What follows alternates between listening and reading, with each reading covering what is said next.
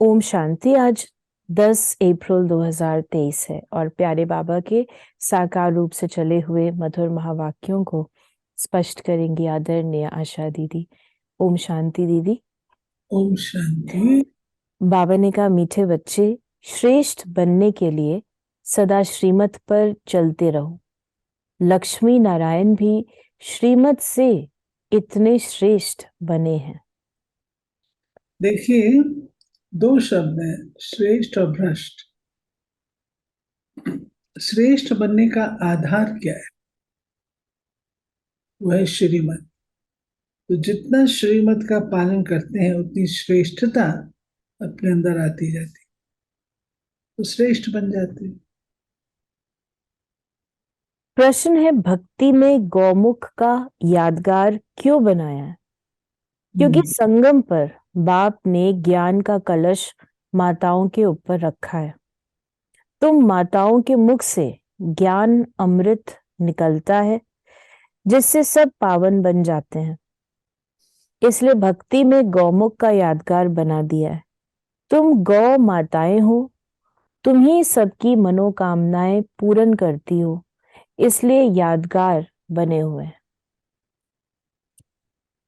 ये बाबा ने बताया कि गौमुख, अब गौमुख जो है उसके मुख से पानी निकलता है, लोग उसको अमृत समझते हैं। अब गौ के मुख से पानी का आना और अमृत की बात आज के साइंटिफिक जमाने में समझ में नहीं आती है। ये है वस्तुतः गौवी कहा जाता है। जब सिमिली देते हैं, कंपैरिजन करते हैं, तो माताओं बहनों को गाय कहते हैं, क्योंकि सीधी होती हैं, पवित्र होती हैं, निर्मल होती हैं। इसलिए तो शिव बाबा आकर के जो ज्ञान देता है तो कोई मुख से देगा ना। ऊपर से तो आकाशवाणी नहीं करेंगे। आकाशवाणी ऊपर से करे तो भी उनको मुख चाहिए, तो कैसे देगा? तो देने का जो आधार है वो है मुख। तो वो आकर के ब्रह्मा मुख को अडॉप्ट करते हैं और ब्रह्मा मुख के द्वारा वो ज्ञान अमृत मिलाते हैं, जिसको माताएं बहनें भी धारण करती हैं, वो भी फर्दर फिर औरों को देती हैं।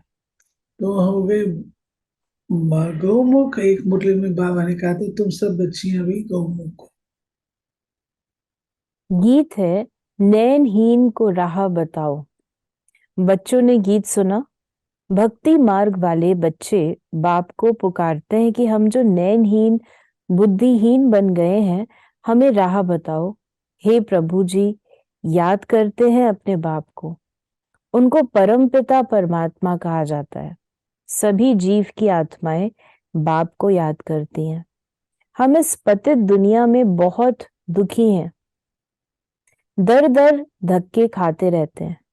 जहां भी जाते हैं उनके ऑक्यूपेशन का कुछ भी पता नहीं कि हम किसके पास जाते हैं। शिव के मंदिर में जाते हैं परंतु उनको पता नहीं कि शिव कौन है। जहां भी जाएंगे जाकर माथा टेकेंगे, जानते नहीं कि वे कौन है, कब आए थे। देखिए, एक परंपरा बन जाती है। आज आप यूथ को कहें कि आप ये करो, पहले आपसे पूछता है इसके पीछे रीजन क्या है, क्यों करूं। तो जब हम रीजन नहीं बता पाते हैं तो बच्चे उस चीज को छोड़ देते हैं, परंपरा कह के छोड़ देते हैं कि इसमें कोई मीनिंग हमको नजर नहीं आता। लेकिन अगर हम उनको आध्यात्मिक अर्थ जो है वो बताते हैं तो उसको अडॉप्ट करना उनके लिए सहज हो जाता है। बेशक वो पूजा पाठ कर रहे हैं, लेकिन उसमें जो भावना होनी चाहिए वो ना होने के कारण प्राप्ति भी नहीं होती है।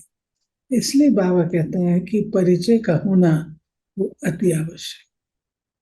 मनुष्य के 3 बाप कहे जाते हैं। एक है आत्माओं का बाप शिव, दूसरा सारे मनुष्य सृष्टि अथवा मनुष्य सिजरे का रचता प्रजापिता ब्रह्मा, और तीसरा फिर लौकिक भाव।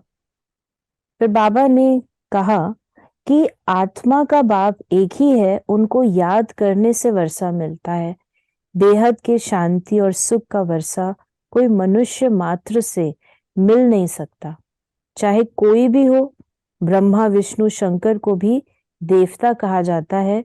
परमात्मा एक शिव है। शिव परमात्माए नमः, ब्रह्मा परमात्माए नमः नहीं कहेंगे।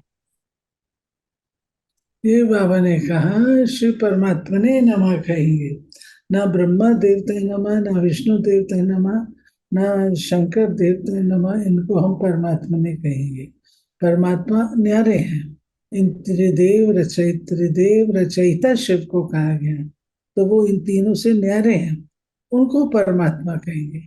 ये तीनों देवताएं हैं, देव आत्माएं हैं, वो परम आत्मा है, इसलिए उनके लिए परमात्मा ने नमः कहा जाता है। आत्मा परमात्मा अलग रहे बहुकाल, तुम बहुत समय के बिछड़े हुए, अब बिल्कुल रोगी पतित कौड़ी तुल्य बन गए हो। फिर तुमको अगर मेरे जैसा बनना है तो पुरुषार्थ करो। ये भारत माता शक्ति अवतार है। ये शिव बाबा को अपना बाप मानती हैं। उनसे योग लगाने से शक्ति मिलती है, जिससे 5 विकारों पर जीत पाकर माया जीते जगत जीत बनते हो। ये हार जीत का खेल है। ये वर्ल्ड की हिस्ट्री ज्योग्राफी समझने से तुम चक्रवर्ती राजा बन सकते हो। एक ही, फिर बाबा ने कहा, बाप ही स्वर्ग के लिए पवित्रता सुख शांति का वर्षा देते हैं। ये राजयोग है। हठ योग राजयोग, हठ योगी राजयोग सिखा न सके।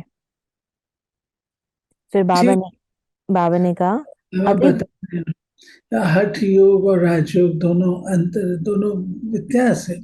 राजयोग केवल संगम पर है, हठ योग जो है वो द्वापर से है। तो बाबा कहते जो चीज चली आई है और उससे वो लाभ नहीं हुआ जो वो प्राप्ति चाहते थे, तो मुझे राजयोग सिखाना पड़ता है। तो राजयोग और हठ योग में महान अंतर है। हठ योगी राजयोग सिखा नहीं सकते हैं, क्योंकि राजयोग उस समय था ही नहीं। अगर होता तो शिक्षा लेकर के सिखा देते, लेकिन वहां था ही नहीं। अभी तुम बच्चों को श्रीमत मिलती है जिससे तुम श्रेष्ठ बन रहे हो। रावण की मत से तुम भ्रष्ट बने हो। भारत अब रावण की मत पर चलने से इतना दुखी कंगाल बना है। जगदम्बा सबकी मनोकामनाएं पूर्ण करने वाली थी, वो भी माता थी। जगदम्बा ने श्रीमत पर भारत को स्वर्ग बनाया था, इसलिए उनकी इतनी महिमा गाई जाती है। फिर बाबा ने हम बच्चों को कहा कि अब तुम श्रीमत से ऐसे लक्ष्मी नारायण समान श्रेष्ठ बन सकते हो। पवित्र तो जरूर बनना है। परमपिता परमात्मा की श्रीमत पर एक बाप को याद करते रहेंगे और पवित्र बनेंगे तो 21 जन्म का राज्य भाग मिलेगा। कितनी सहज बातें हैं। ये समझने से तुम भक्ति के धक्कों से, रोने पीटने से 21 जन्म छूट सकते हो। नहीं, सब बातों का सार है, सब बातों की जड़ है, जिसको बीच में है वो है ज्ञान। ज्ञान और अंडरस्टैंडिंग, उससे लक्ष्य और लक्ष्य दाता पर विश्वास, अगर ये सब कुछ होता है ठीक, तब तो हम पार हो जाते हैं। और अगर ये सब ठीक नहीं है तो फिर हमको भटकना पड़ा। ब्राह्मण देवता क्षत्रिय वैश्य और शूद्र ये वर्ण है। ऐसे ये 84 जन्मों का चक्र फिरता रहता है। इस चक्र को जानने से तुम चक्रवर्ती राजा रानी बन सकते हो। ठीक फिर है। बाबा ने आज हमें वरदान दिया, मर्यादा पुरुषोत्तम बन, सदा उड़ती कला में उड़ने वाले नंबर 1 विजयी भव। नंबर 1 की निशानी है हर बात में विन करने वाले, किसी भी बात में हार न हो, सदा विजयी। यदि चलते चलते कभी हार होती है तो उसका कारण है मर्यादाओं में नीचे ऊपर होना। लेकिन ये संगम युग है, मर्यादा पुरुषोत्तम बनने का युग। पुरुष नहीं, नारी नहीं, लेकिन पुरुषोत्तम। इसी स्मृति में सदा रहो तो उड़ती कला में जाते रहेंगे, नीचे नहीं रुकेंगे। उड़ती कला वाला सेकंड में सर्व समस्याएं पार कर लेगा। कि उड़ती कला में उमंग उत्साह होता है, हिम्मत होती है, खुशी होती है, तो वो सब समस्याएं आराम से पार। और स्लोगन है, एक बाप के श्रेष्ठ संग में रहो तो दूसरा कोई संग प्रभाव नहीं डाल सकता। सूर्य के संग में जो रहेगा तो बाकी क्या प्रभाव होगा। तो ये थे बाबा के आज के मधुर महावाक्यों का स्पष्टीकरण। यदि आपके मन में कोई सवाल है तो उसे मैसेज या व्हाट्सएप करें 8826599309 पर, और हम आपके प्रश्नों का उत्तर प्रश्नोत्तरी कार्यक्रम में देने का प्रयास अवश्य करेंगे। ओम शांति।